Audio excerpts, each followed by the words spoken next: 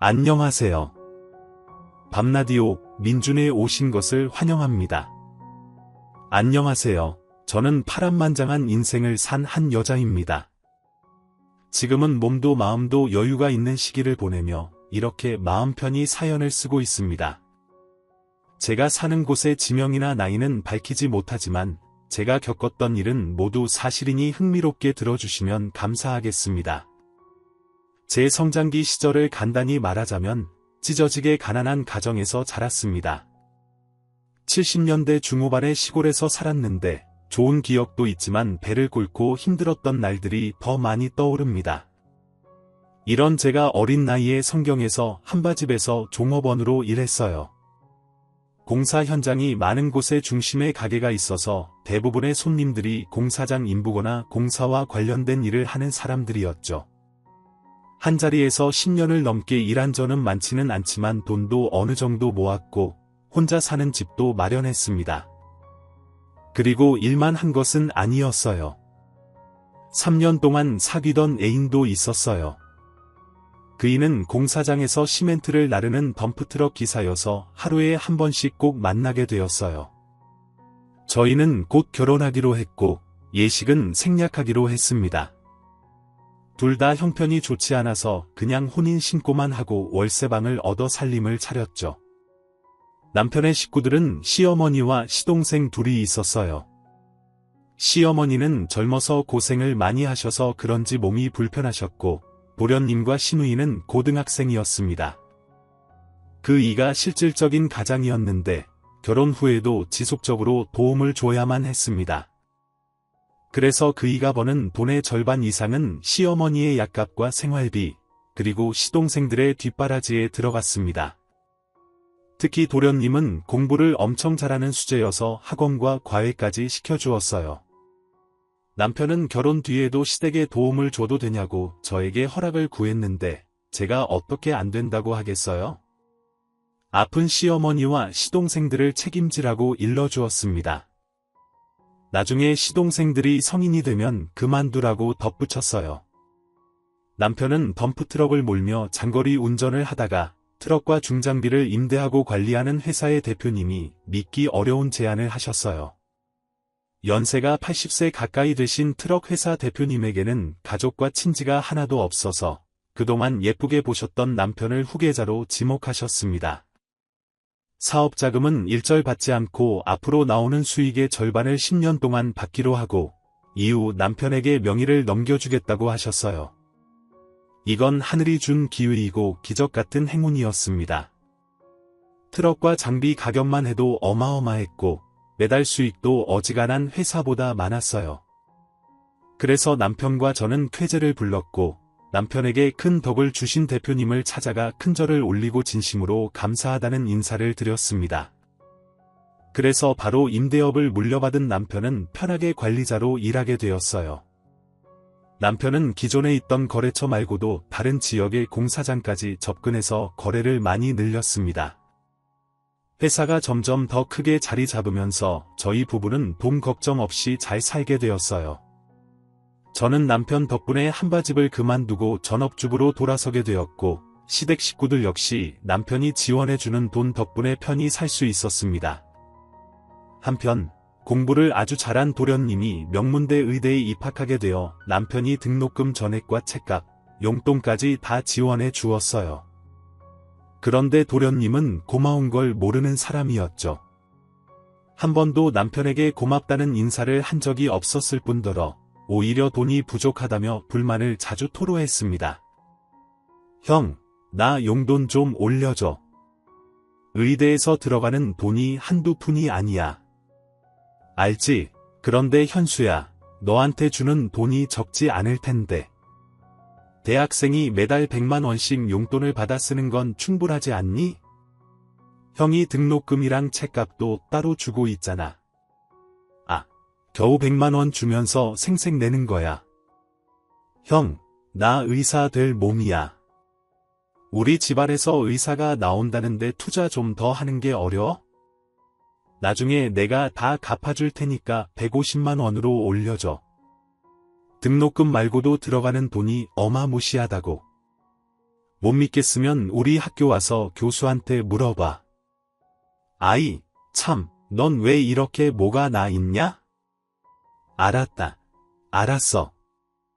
형이 능력이 되니까 지원해주면 될 거 아냐.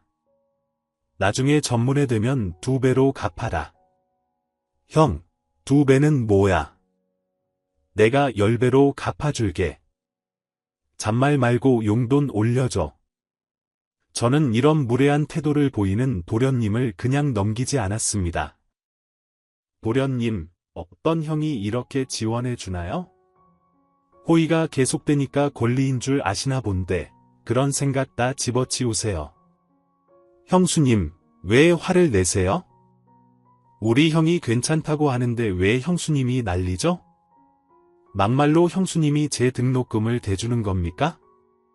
도련님, 저 이 사람 마누라예요. 마누라 허락 없이 도련님한테 돈을 펑펑 쓰고 있는 줄 아세요? 내가 당장 지원 끊어버리려고 하면 이 사람은 제 말을 들을 거예요. 그러자 도련님이 비아냥대며 대답하더군요. 아이고, 우리 형수님 화나셨네. 그럼 제가 어떻게 해드릴까요? 감사의 절이라도 올려야 되나요? 좋아요. 제가 우리 형님과 형수님께 큰 절 한번 올리겠습니다. 지금 저 놀리는 거예요? 장난하지 말고 똑바로 들어요. 제 남편 아니었으면 도련님은 대학 문턱에 오르지도 못했어요. 비싼 과외다, 학원이다 다 지원해주고 대학 등록금에 용돈까지 다 지원해주잖아요. 최소한 고맙다는 말과 행동은 기본 아닌가요? 그렇게 공부만 잘하면 뭐예요? 기본 예의 하나가 없는데. 제가 표현이 서툴러서 그러지 못한 것 같네요. 형수님, 죄송합니다. 화 푸세요. 그리고 형, 항상 고맙게 생각하고 있어. 나중에 이 은혜를 꼭 갚을게. 그렇게 엄청 성질을 부리고 나서야 겨우 고맙다는 한마디를 들었습니다. 매번 이런 식으로 제가 목청을 높여서 도련님은 저를 좋아하지 않았어요. 자기 형이 다 해주는데 왜 삼자인 제가 끼어드냐는 식으로 대답하고 행동했답니다. 어쨌든 남편의 도움으로 시댁 식구들은 돈 걱정 없이 잘 살았어요. 그런데 시어머니가 몇 년 뒤 노화로 돌아가시면서 집안 분위기가 바뀌었어요. 시누이가 우울증에 걸려서 힘들어했고 남편도 고향을 잃은 것 같다며 일을 제대로 하지 못했죠. 반면 도련님은 누구 죽든 살든 매일 똑같은 컨디션으로 레지던트 생활을 했네요. 1년이 흐르고 도련님은 전문의가 되는 동시에 동료 의사와 결혼하게 되었습니다. 두 사람 모두 집안은 가난하지만 성공한 케이스였죠. 아니, 저희 도련님은 편하게 공부했으니 다르네요. 동서는 진짜 개천에서 용난 사람이라 그런지 자신감이 하늘을 찔렀습니다. 자기가 명문대 출신의 전문이라는 자부심이 너무 과했어요. 하루는 동서의 대학병원에 저희 부부가 같이 건강검진을 받으러 갔습니다. 여러 검사를 하다가 외과의인 시동생 부부를 마주쳤죠. 저는 반가운 마음에 동서에게 손을 흔들며 말했습니다. 동서, 의사 가운 입으니까 진짜 멋있다. 커리어 우먼 같아. 형님, 병원에서 아는 척하지 마세요. 여긴 제 일터니까 괜히 사람들 시선 끄는 말과 행동은 삼가세요. 그리고 커리어 우먼이에요. 중학교밖에 못 나왔더니 티가 나네요. 내가 커리어 우먼이라고 그랬나? 뭐, 알아들었으면 된 거 아니야? 동서, 자기가 의사니까 우리 부부 좀 잘 봐줘. 자네 아주버님이 요즘 무릎이 많이 아프다니까 유심히 좀 봐주고 나는 어깨가 좋지 않으니까 그걸 중심적으로 봐줘. 이거 참 어이가 없네. 이봐요, 형님. 여기가 시장 바닥인 줄 아세요? 어디서 흥정을 하고 있어요? 입 좀 다물고 그냥 조용히 검사나 받으세요. 뼈는 엑스레이 찍으면 다 나오니까 다른 사람들처럼 시키는 대로만 하시면 돼요. 저는 괜한 말을 해서 동서가 화가 난 것 같았습니다. 일하는 곳에서 귀찮게 군이 까칠하게 구는 거라고 생각했죠. 그런데 동서는 병원 밖에서도 다르지 않았습니다. 제가 동서와 친해지고 싶어서 둘이 밥이나 먹자고 불렀어요. 번화가에서 동서를 만나 제가 단골로 다니는 식당으로 데려갔습니다. 동서, 여기 맛이 끝내줘. 이 세상 어디에서도 여기만큼 맛있는 국밥은 없을 거야. 형님, 저 이런 데 처음이에요. 이 꼬리꼬리한 냄새는 뭐예요? 식당도 너무 지저분한 것 같은데 다른 데로 가면 안 될까요? 동서가 그 말을 하자마자 벌써 주문한 국밥 2그릇이 나왔습니다. 처음이라 낯설어서 그래. 한번 맛보면 아마 자동으로 단골이 될 거야. 어서 먹어봐. 네, 한번 먹어보죠. 개밥 같은 맛은 뭐예요? 이게 사람이 먹는 음식이 맞아요? 동서 왜 그래? 재벌집 딸도 이러진 않겠다. 나는 맛만 있는데. 형님, 제가 아무리 가난한 집에서 자랐어도 이런 쓰레기 같은 음식은 먹지 않았어요. 전 못 먹겠으니까 형님이나 많이 드세요. 이걸 다 남기겠다고? 너무 아까운데. 그럼 내가 2그릇 다 먹어야겠다. 저는 억지로 웃으며 국밥을 후루룩 먹기 시작했습니다. 그런데 동서가 혼잣말로 중얼거리며 제 욕을 제대로 하더군요. 치, 짬퉁이 따로 없네. 이런 쓰레기를 입구녕에 쑤셔 넣으니 대가리에 쓰레기만 차는 거지. 동서, 지금 뭐라고 그랬어? 다 들리거든. 짬통 대가리에 쓰레기만 찼다고. 무슨 말을 그따위로 해? 아, 들렸어요?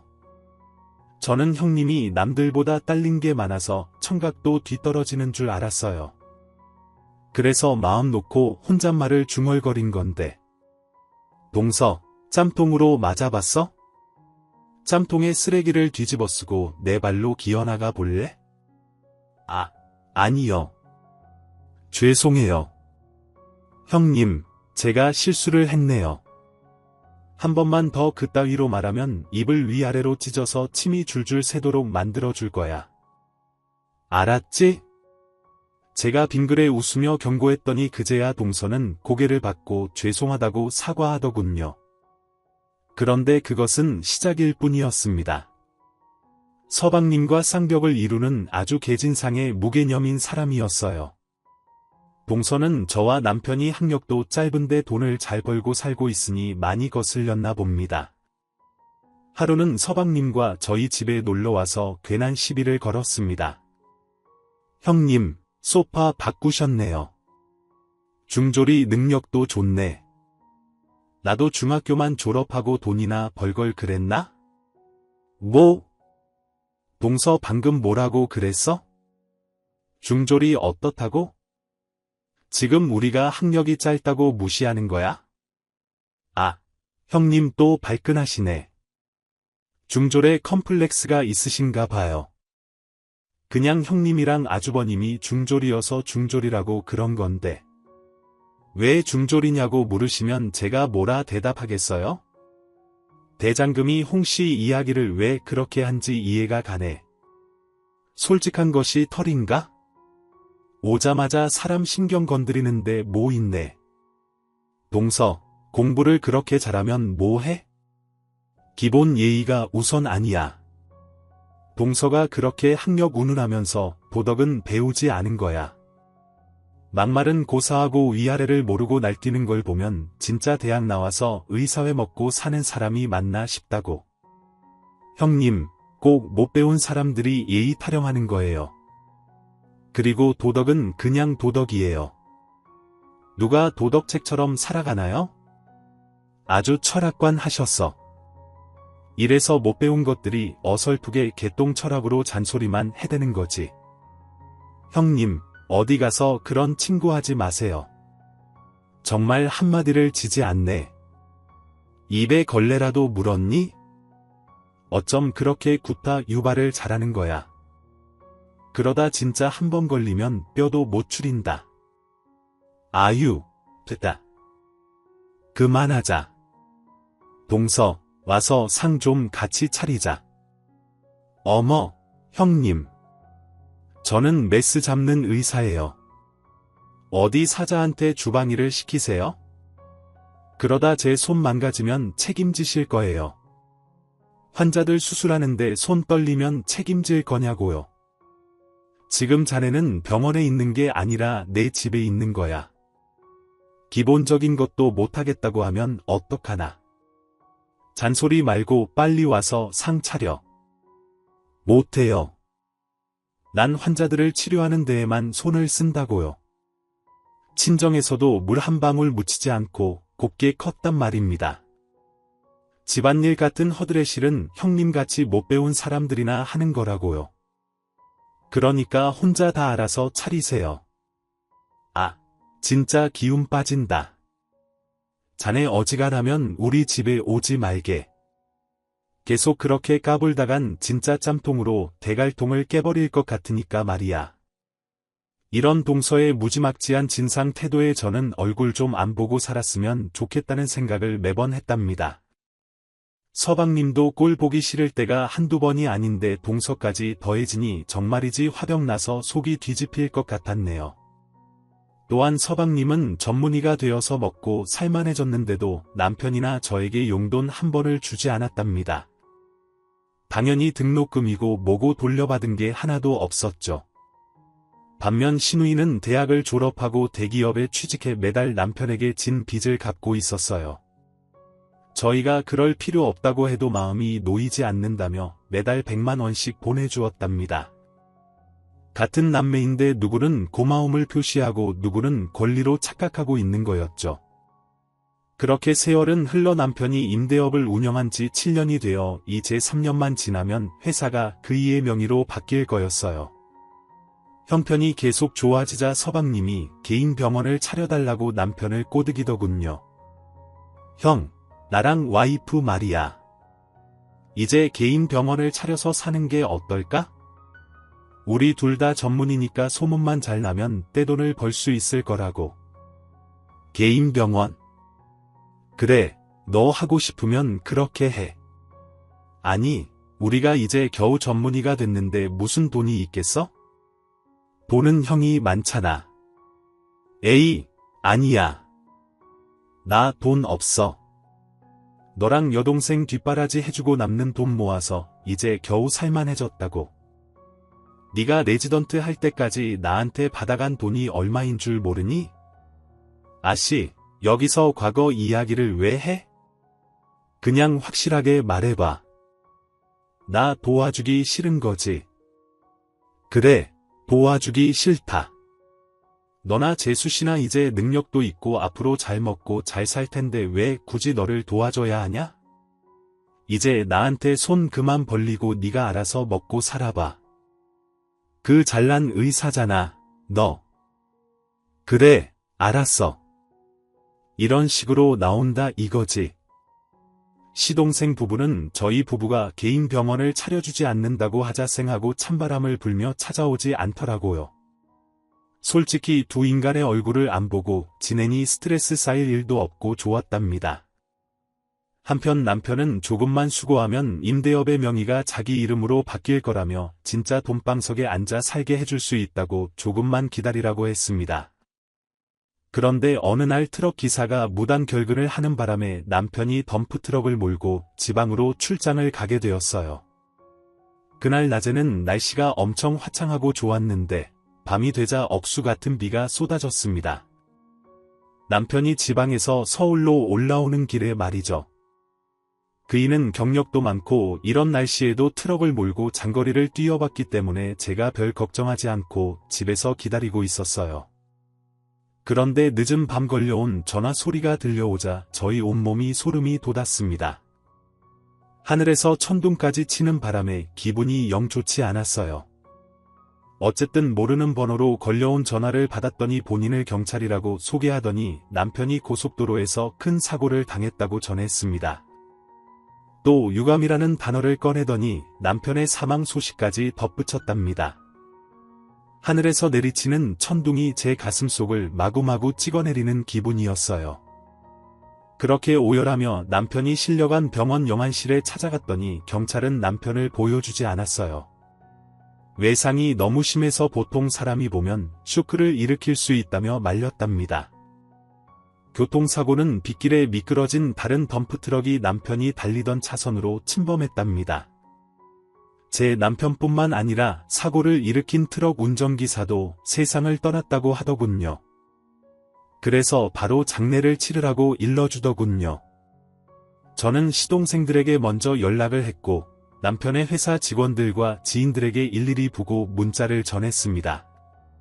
신누이는 세상을 잃어버린 표정으로 달려와 제 품에 안겨 서럽게 울었고 저 역시 신우이를 앉자마자 눈과 코에서 남편을 잃어 아픈 만큼의 뜨거운 물이 쉴 새 없이 흘러나왔습니다. 그렇게 슬퍼하는 와중에 서방님과 동서는 코빼기도 보이지 않았어요. 의사라서 바빠 조금 늦나 했는데 장례 첫날에는 아예 오지 않았습니다. 장례 2일차에 서방님한테 연락을 했더니 아주 태연하게 왜 전화했냐고 묻더군요. 형수님 왜요? 네 왜라니요? 지금 서방님 형이 돌아가셨어요. 그런데 왜라니요? 아, 난 또 뭐라고? 멍청하게 왜 빗길에 운전을 해서 그렇게 된 줄 모르겠네요. 지 팔자 지가 정한 거죠. 형수님 저랑 와이프는 병원 스케줄이 꽉 차서 못 갑니다. 그러니까 형수님이랑 선혜랑 둘이 알아서 장례 치르세요.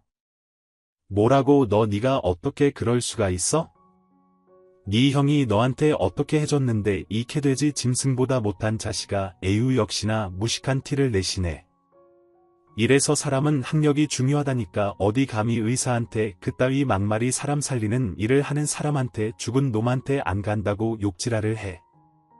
야 너 이제 형 마누라도 아니니까 내가 하고 싶은 말 다 할게. 내 형이 날 돕든 업어주든 네가 왜 중간에 끼어서 난리를 쳤냐? 내가 내년 때문에 쌓인 스트레스가 얼마나 심했는 줄 아냐 아이고 이 빌어먹으려나 이제 형이 뒤졌으니 넌 기생충 한 마리에 불과해. 이 중졸려나 앞으로 어떻게 먹고 살래? 무식하니까 어디서 널 받아주겠냐? 이제 앞으로 볼 일 없으니까 다신 연락하지 마라. 이 역같은 자식아 뭐야? 이 새끼 전화 끊었어 가만두지 않을 거야. 서방님은 그렇게 악담을 실컷 하고 전화를 끊어버렸습니다. 동서한테 전화할까 하다가 똑같은 것들이니 전화할 이유가 없더라고요. 그래서 쓰린 속을 달래며 영정사진 속 남편을 올려다보며 겨우 화를 삭혔습니다. 여기서 더 흥분했다간 장례식장을 벗어나 서방님 내외를 끝장낼 것 같았으니까요. 그래서 저는 신우이와 둘이 남편을 천국으로 보내주었습니다. 그리고 저의 분노를 풀기 위해 시동생 부부가 일하는 대학병원으로 향했답니다. 눈에 뵈는 게 하나도 없었고 무슨 사고라도 칠 수 있을 만큼 미쳐 있었기 때문에 서방님이라는 개자식과 동서라는 시학년을 두 발 뻗고 편히 일하지 못하게 다리 몽댕이를 분지르거나 주둥이를 위아래로 째버려서 함부로 말하지 못하게 해줄 마음이었습니다. 제 뒤를 신누이가 따라왔는데 자기는 구경만 하겠다고 하더군요.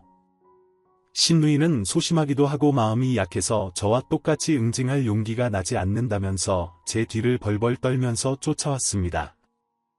그래서 저는 너무 심하다 싶으면 신우이가 말려주라고 부탁하고 병원 안으로 들어갔답니다. 시동생 부부가 어디 있건 어차피 이 병원 안에 있을 테니 빨리 찾을 필요는 없었어요.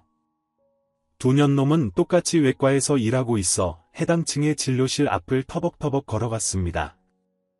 이윽고 전광판에 시동생 이름과 동서 이름이 보였습니다. 전광판에 아주 친절하게 몇 진료실인지 다 나오더라고요. 그래서 전 준비한 국통을 바닥에 잠시 내려놓고 동서 진료실에 접수를 했습니다. 신우이가 서방님 진료실에 접수를 했고요. 대기 인원이 꽤 있었는데 서방님과 동서의 진료 시간이 거의 비슷하게 나올 것 같더라고요. 물론 진료를 받을 건 아니고 준비한 선물을 차례대로 줄 생각이었죠. 15분 뒤에 동서 진료실에서 나온 간호사가 신우의 이름을 호명했습니다. 그래서 제가 국통을 들고 동서 진료실 안으로 들어갔어요.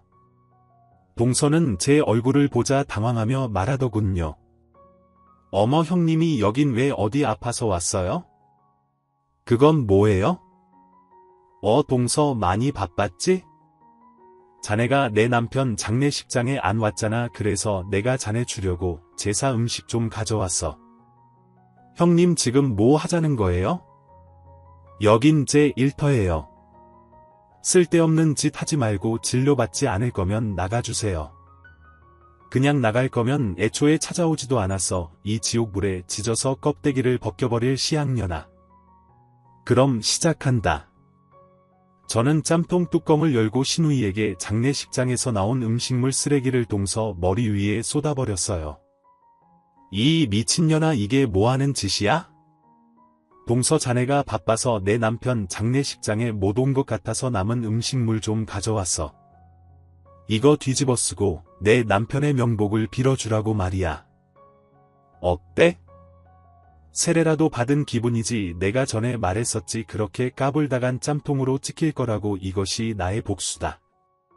이 닭백숙 닭다리처럼 찢어버리려나. 아우, 살다 살다 별꼴을 다 당하네. 이 무식한 중졸려나. 네 김이 애미 애비 출타십하겨나. 나한테 왜 이러는 거야? 네 남편이 돼줬다고 나한테 화풀이 하는 거냐? 네가 그동안 나와 고인이 된 내 남편에게 함부로 말하고 행동한 대가야. 새 사람들하고 내가 세례시켜준 거니까 이제부터는 개돼지 같은 네 발 달린 짐승이 아니라 두 발로 다니는 고릴라 원숭이 정도의 짐승으로 거듭나라. 그럼 난 다음 차례인 내 남편 새끼한테 짬통 세례해주러 가봐야겠다. 동서는 황당하고 더러운 꼴을 당해서 정신이 없었는지 아무것도 하지 못하고 징징거리며 울기만 하더군요. 소란이 심해 모인 간호사들이 저를 말리려고 했지만 살기 넘치는 제 눈빛을 보고는 뒷걸음질 치더군요. 그중 한 간호사가 제 이름을 호명하며 서방님 진료실에 들어가라고 하더군요. 제가 국통을 들고 움직이는데 아무도 말리지 않았답니다. 그래서 편안하게 진료실 문을 열고 들어가 서방님에게 인사했어요. 아이고, 서방님 많이 바쁘시죠? 제 남편 장례식에도 오지 않고 진료하느라 고생이 많습니다. 제가 몸보신 좀 시켜드리려고 찾아왔어요. 뭐야? 당신이 여기 왜 들어와? 전화로 지랄맞게 욕하고 서로 안 볼 사이가 된 거 아닌가. 그리고 몸보신, 야, 니년 면상 안 보는 게 편해. 그냥 꺼지란 말이야. 왜 진료 거부라도 하려고 고발 한번 당해볼래? 방금 환자한테 반말하고 욕을 한 거니? 의사 양반 아니, 그건 알았어요. 들어와요. 어디가 아파서 왔는데요. 어디가 아프냐면 내 마음이 아파. 스크래치가 아주 심하게 가서 누군가 꿰매줬으면 좋겠어. 말장난하지 말고 아픈 데 없으면 그냥 나가시죠. 저도 참는데 한계가 있습니다. 내가 말장난하러 여기까지 온 줄 아니? 이게 돼지보다 못한 검은머리 짐승놈아. 내 남편이 널 평생 뒷바라지하느라 고생을 그렇게 했는데 감사하지도 않았니? 갑자기 세상 떠난 내 형이 불쌍하고 가엾지도 않았어. 슬프거나 가슴이 찢어지는 기분도 못 느낀 거야. 아18 중졸이 감히 누구한테 훈계질을 하는 거야. 야, 너 같은 년 상대할 시간 없으니까 당장 꺼져. 그리고 내 형이 뭔 지랄을 했든 무식한 중졸의 운전질이나 하면서 사는 빙신이야. 내가 그런 놈 장례식에 왜 가야 하는데 거지같은 놈이 거지같이 개죽음 당한 걸 내가 왜 슬퍼해야 하냐고. 그놈은 무식해서 내 돈줄이었을 뿐이란 말이야. 이 멍청한 년아. 그래. 내가 그렇게 계속 개차반으로 나와서 다행이야. 내가 사죄하면 어쩌나 걱정했는데 끝까지 짐승처럼 나와줘서 고맙다. 그럼 짬통 세례 시작한다. 이 걸레밥물로 밥 지어 먹이 새끼야. 저는 동서에게 절반을 부어주고 남은 짬통을 열어 서방님 머리 위로 시원하게 부어줬습니다. 육개장 국물과 과일, 전 수육 등의 건더기가 와르르 쏟아지며 제대로 된 쓰레기를 만나 한 폭의 그림이 되었답니다.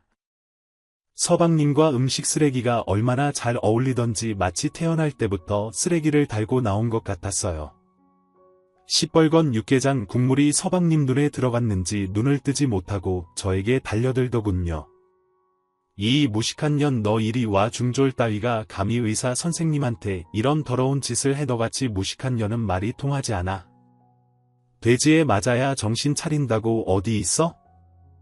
이년아 도망가지 말고 가만히 있어. 왜 안 보이니? 나 여기 있어? 네 뒤에 말이야 눈깔에 뻘건 국물이 들어가서 많이 따갑구나. 서방님이 뒤를 도는 순간 저는 그의 명패를 잡고 머리통을 후려 갈겼습니다. 야, 너 지금 뭐 하는 거야? 날 쳐서 이게 남편이 돼지니까 눈에 뵈는 게 없나? 어떻게 알았어? 난 원래도 미친년인데 남편이 죽고 눈에 뵈는 게 없어서 2배로 미친년이 됐어. 네 놈이 은혜를 개떡같이 갚길래 내가 그 오물을 선물로 준 거야 어때? 냄새가 장난 아니지? 그게 바로 내 놈의 머릿속이야. 너는 딱 형편없는 쓰레기거든. 닥쳐. 내가 지금 눈이 안 보여서 그러는데 너 잡히면 닭목까지 비틀듯이 잡아 족쳐주겠어. 서방님은 바닥을 기며 눈을 닦을 휴지를 찾고 있었는데 손에 잡히는 건 장례식장에서 조문객들이 먹다 남긴 고기와 전고사리 같은 음식 쓰레기뿐이었습니다. 저는 바닥을 네 발로 기고 있는 그놈의 궁둥이를 명패로 세게 한 대 날리고 그놈의 등짝을 사정없이 갈겨주었습니다. 비명이 난사하고 도와달라는 비명이 쭉쭉 뻗어나가고 있었는데 진료실 앞에 있는 간호사들과 대기 중인 환자들은 가만히 구경만 하고 있더군요. 뒤에서 시누이가 왜 이런 일을 벌이는지 설명하고 있었는데 다들 맞아도 싸다고 생각했는지 아무도 시동생 부부를 도와주지 않았답니다. 그래서 전 서방님이 바닥에 엎드려 실신할 때까지 명패로 두들겨 패줬어요. 그래야 화가 조금 풀렸어요. 더 응징해주고 싶었지만 그랬다간 사고가 날 것 같다 그쯤 하는 것으로 마무리를 하게 되었죠. 저는 시누이와 같이 그 병원에서 나와 술을 한잔 하러 나갔습니다. 시원하게 속을 씻어내는 기분으로 말이죠. 한편 그 짓골을 당한 시동생 부부는 병원에서 소문이 나지 않게 하려고 신고하지 않고 간호사들한테 입단속을 시켰다네요. 그래도 자기들이 쓰레기인 건 알고 있는 것 같았답니다. 그렇게 시동생 부부에게 복수를 해주고 집으로 돌아왔습니다. 남편의 회사 직원에게 전화 한 통을 받게 되었는데 그 이가 세상을 떠나면서 트럭과 중장비 임대업은 다른 사람에게 기회가 돌아갔답니다. 제가 그 회사를 운영할 수 없으니 원래 대표님이신 어르신이 남편과 비슷하게 열심히 사는 남자에게 기회를 넘겨주셨다네요.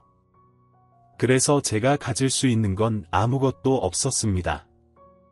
그동안 남편이 돈을 많이 벌긴 했지만 대부분의 돈을 시댁에 써왔기 때문에 남아있는 돈은 많지 않았어요.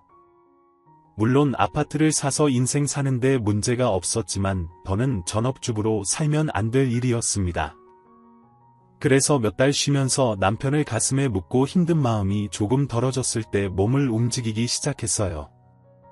제 나이가 어느 정도 있는 데다가 학력도 중졸이니 할 수 있는 일이 예전에 했던 한바 식당 같은 곳뿐이었답니다.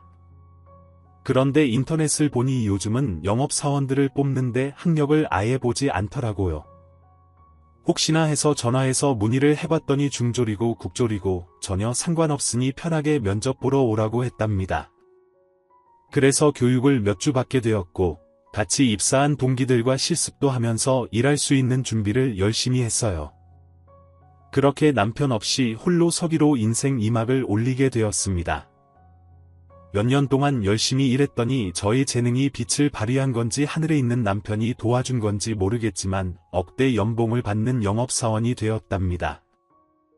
제가 하는 영업은 외제차 딜러였는데 정말 많은 사람들을 만나며 일했어요. 저에게 상담받고 싶다는 연락이 오게 되면 전국 어디가 되었든 일일이 찾아가 좋은 성과를 거두었답니다. 차를 못 팔고 돌아오는 날은 거의 없었네요.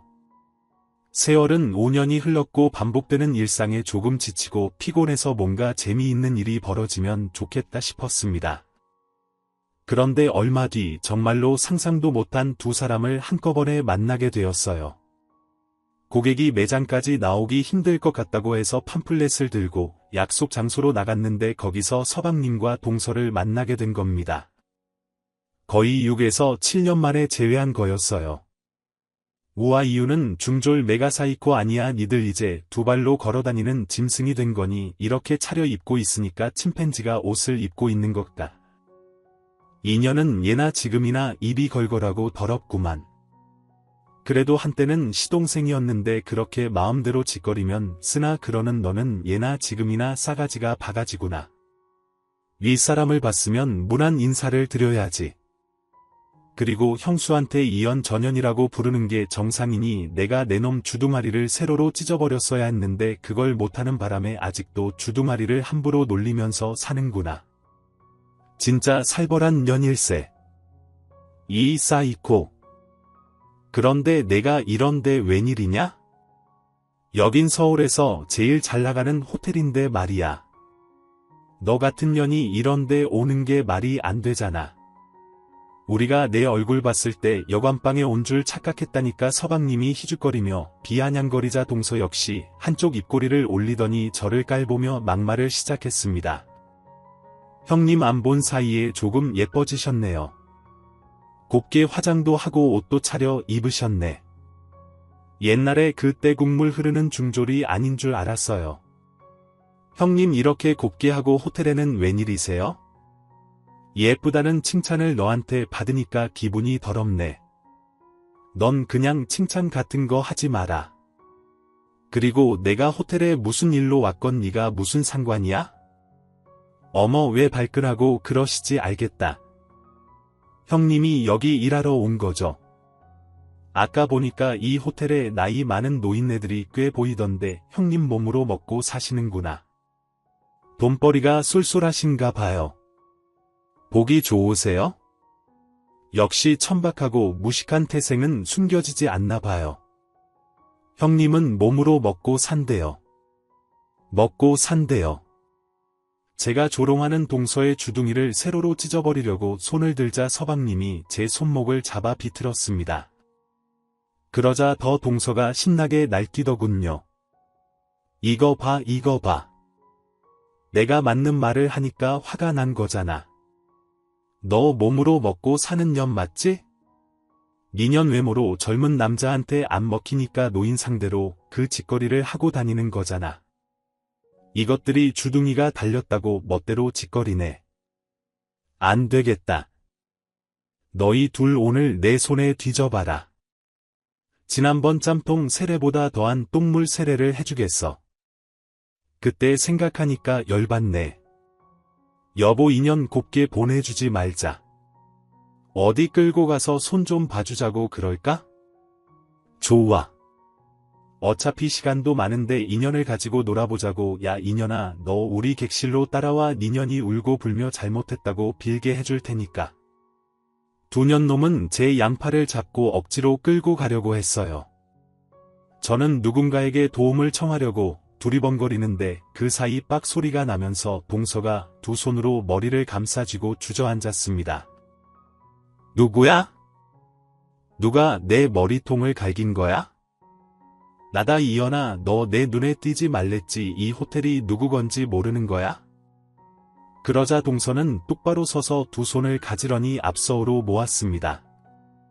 사모님 그동안 편안하셨는지요? 여기가 사모님 호텔이었어요. 죄송합니다. 무지한 제가 모르고 왔습니다. 너 내 남편이랑 이 호텔에서 여러 번 굴렀잖아. 내 호텔인 거 다 알고 있었잖아. 이게 어디서 개구라를 치고 있어? 김 팀장님 이것들하고는 무슨 사이세요? 고객님 나오셨군요. 이것들은 제 죽은 남편의 동생과 마누라예요. 어머 그럼 제가 실수를 한 건가요? 가족을 때려서 미안해요. 아니에요. 고객님 가족이 아니라 원수니까 하던 거 계속하세요. 그래요. 그럼 팀장님이랑은 조금 이따가 얘기하고 인연 좀 교육할게요. 방금 동서의 뒤통수를 3개 날린 사람은 오늘 저와 외제차를 계약하기로 한 VIP 고객님이셨어요. 저에게 외제차를 거의 20대 가까이 사신 최고의 고객이었죠. 지금 상황을 보니 고객님의 남편과 동서가 바람을 피우다 걸렸나 봅니다. 그래서 뒤지게 맞고 용서하는 것으로 끝이 났는데 오늘 이렇게 다시 걸리고 만 거죠. 기고만장하고 주둥이를 함부로 놀려대는 동서는 고객님 앞에서는 순한 양이 되었더라고요. 서방님은 이 사실을 이제야 알았는지 눈깔이 시뻘겋게 달아올라서 광분했습니다. 저 잠깐만요. 그러니까 아주머니 남편이랑 제 마누라가 바람을 피웠다고요. 그것도 여러 차례인데다 이 호텔에서도 그랬다는 겁니까? 네, 맞아요. 내 남편이 바람난 게 알려지면 기자들이 몰려들고 난리가 날 것 같아서 내가 조용히 묻어버렸어요. 댁이 아무것도 모르는 모양인데 잠깐 기다려봐요. 인연은 내가 몇 대 갈겨야겠으니까. 고객님은 동서의 따위를 인정사정 보지 않고 갈겨댔습니다. 자기 눈에 띄면 이렇게 쥐어 터질 줄 알라고 경고했는데 뻔뻔하게 고객님의 호텔에 왔으니 화가 단단히 나 있었죠. 고객님은 당신의 손이 아파오자 동서를 서방님에게 넘겼습니다. 이제 그쪽이 요리하세요. 난 때린 만큼 때렸으니까 동서는 사자 머리를 한 상태로 서방님에게 사과하더군요. 여보 미안해. 그냥 몇 번 만나서 놀았어. 이걸레 같은 년 서방님이 따귀를 한 대 날리자 동서도 똑같이 서방님의 따귀를 날리더군요. 야, 이 개자식아, 너도 바람 피웠잖아. 내가 아는 년만 셋이라고 너는 오늘 나한테 걸린 것까지 5명이야. 네가 나보다 2명 많단 말이야. 이 걸레녀나 내가 걸레면 너는 걸레 짜고 나온 물이다. 새끼 이게 뭘 잘했다고 말 대답을 해 안 되겠다. 넌 호텔방 가서 돼지게 맞을 줄 알아. 따라와. 싫어. 이 미친 개자식아, 너나 나나 똑같이 바람 피우고 즐기면서 살고 있는데 내가 왜 맞아야 해? 이럴 거면 이혼해. 이혼? 야, 누가 이혼하자고 하면 무서워할 줄 알았냐? 그래, 좋다. 이유나 이혼해. 그런데 그 전에 내가 오늘 나를 화나게 했으니까 좀 맞자. 지랄이 병 나야말로 존나 빡치니까 널 좀 까야 시원하겠다. 그렇게 두 연놈은 호텔 로비에서 머리채를 잡고 발광하며 싸웠습니다. 호텔 관계자들과 보안 요원들이 달려왔는데 이 호텔의 주인인 저의 고객님이 손짓을 하며 가만히 두라고 지시했어요. 어떻게 되는지 끝까지 구경할 생각이었죠. 시동생 부부는 제가 응징해줄 필요 없이 둘이 알아서 치고받으며 실컷 싸우더군요. 그래서 저는 손 안 대고 코 푸는 격으로 생각하고 팔짱을 끼고 구경했습니다. 두 연놈은 아무도 말리지 않으니까 더 심하고 강렬하게 싸웠습니다. 호텔 로비 바닥에 시커먼 머리카락이 사방팔방에 흩어져 있었어요. 눈탱이가 밤탱이가 되고 쌍코피를 흘리며 끝장을 보았답니다. 결국 둘 다 실신에 이르렀고 바닥에 대자로 누우며 싸움이 끝이 났어요. 그러자 고객님이 보안요원을 시켜 두 사람을 호텔 밖으로 던져버렸답니다. 저희 VIP 고객님이 저 대신 두 년놈을 제대로 엿먹여 주셨네요. 그리고서 저와 고객님은 호텔 레스토랑으로 가서 식사를 하고 외제차 2대를 계약했습니다. 이렇게 성과도 올리고 속 시원한 꼴을 보니 집에 가는 발걸음이 매우 가벼웠답니다. 그리곤 시동생 부부를 잊고 다시 잘 지내고 있었습니다. 호텔 로비 사건이 있은 지 1년이 지나자 경찰서에서 연락이 왔어요. 제가 무슨 죄를 지은 게 아니어서 긴장하거나 겁을 먹지 않았습니다. 여보세요, 저기 김미영 씨 맞으시죠? 저는 경찰관 차우식이라고 합니다. 네, 경찰이요. 경찰이 왜 저한테 전화를 유감스러운 소식을 전하게 되었습니다. 김미영 씨의 시동생과 동서되는 사람이 오늘 새벽에 사고로 숨졌습니다. 친인척을 찾아봤는데 아무도 연락이 되지 않아서요. 김미영 씨가 오셔서 두 분의 장례 절차를 밟아주시면 안 되겠습니까? 그 두 사람은 어떻게 된 일인지 이혼하지 않고 여태 붙어먹고 살았나 봅니다. 여하튼 그 두 쓰레기가 인생 하직했다는 말을 듣자 이상하게 희열이 느껴졌습니다. 심장 박동수가 올라가며 기분이 째지게 좋아지더라고요. 그 두 사람이 사고로 숨졌군요. 그런데 어떻게 하다 사고가 났나요? 그걸 제 입으로 말하기는 좀, 그런데 두 사람은 고속도로를 지나가다 갓길에 차를 세웠습니다. 차가 고장이 나서는 아니고 다른 볼일 때문에요. 고속도로에서 똥이라도 쌌다는 겁니까? 그래서 쾅 하고 교통사고가 난 건가요? 아니요. 그게 아니라 어두운 새벽 시간에 고속도로 갓길에 차를 세우고 그 짓을 그러니까 아니 차 안에서 분가부가 여하튼 차 안에서 그 남녀가 하는 행위를 하다가 뒤에서 달려오던 덤프트럭이 전조등이 꺼진 자동차를 확인 못하고 그대로 밀어버렸습니다. 그래서 김미영 씨 시동생 부부는 그 짓을 하다가 그 자리에서 세상을 떠났어요. 그 걸레짝들은 갈 때도 걸레처럼 가는구만. 네 뭐라고요? 아니에요. 저는 그 두 사람과 지금은 가족이 아닙니다. 연 끊은 지 오래됐으니까 그냥 알아서 처리해 주세요. 저는 그렇게 말해주고 전화를 끊어버렸습니다. 사람은 끼리끼리 만난다더니 기본 예의 없고 싸가지 없는 것끼리 만나서 똑같이 추잡하게 바람을 피우더니 이혼하지 않고 계속 붙어 먹고 살다가 그 짓을 하다가 생을 마감했네요. 한편의 막장 영화 같은 인생이 따로 없는 것 같습니다. 이후 저는 납골당에 있는 남편에게 찾아가 시동생 부부의 죽음을 알려줬어요. 남편은 천국에 있을 테니 지옥으로 간 시동생 부부를 만나지 못했을 테니 소식을 전해준 거죠. 그리고 남편에게 이젠 저도 다른 사람을 만나서 재혼도 하고 재미있게 살아야겠다고 말해줬습니다. 서운해하지 말고 당신도 천국에서 좋은 여자를 만나라고 덧붙였네요. 그래서 지금은 외제차 딜러도 열심히 하고 있고 좋은 남자와 연애도 뜨겁게 하는 중이랍니다. 세상에서 가장 심한 스트레스가 바로 사람 스트레스라고 하잖아요. 제가 시동생 부부에게 겪었던 것만큼 시댁 식구들에게 상처를 받거나 스트레스가 심하게 쌓인 분들에게 위로가 되는 사연이 되었으면 좋겠습니다. 그럼 저는 제 인생을 더 높이 더 넓게 펼치며 살아보겠습니다. 끝까지 경청해 주신 분들께 진심으로 감사드립니다. 안녕히 계세요. 오늘 준비한 사연은 여기까지입니다. 재미있게 들으셨다면 구독과 좋아요, 알림 설정까지 눌러주세요. 그럼 저는 다음 사연으로 찾아뵐게요. 오늘도 건강하고 행복하세요.